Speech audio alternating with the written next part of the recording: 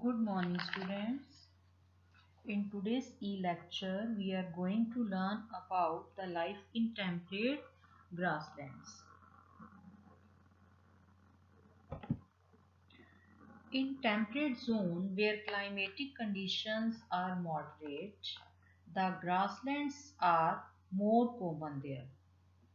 And the grasslands which are found between subtropical and subpolar regions are known as temperate grasslands.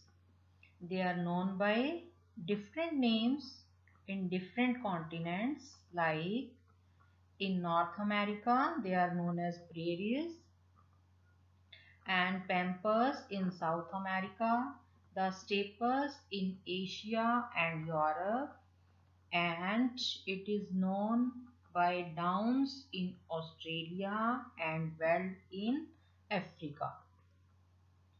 In this section, we will study about two temperate grasslands of the world, and that is the prairies of North America and veld in South Africa.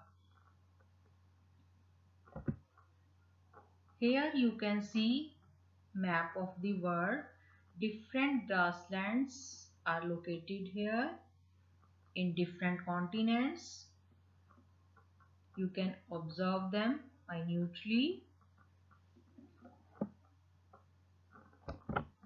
Now we will discuss about the prairies.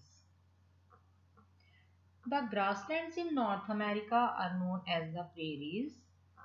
They cover a large area of USA and Canada. This area is drained by the river Mississippi and its tributaries. The basin is very fertile and important for agriculture. The prairies have a continental type of climate. Summers are hot and winters are cold. The rainfall is not sufficient for the growth of trees. So instead, different type of grasses can be found here. And the common animals found here are jackal, rabbit, deer, dog, etc. A large part of prairies is now being converted into agricultural land. And the main crops grown here are wheat, corn, oat, etc.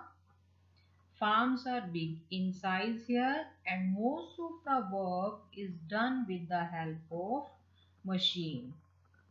And this type of farming is known as extensive farming.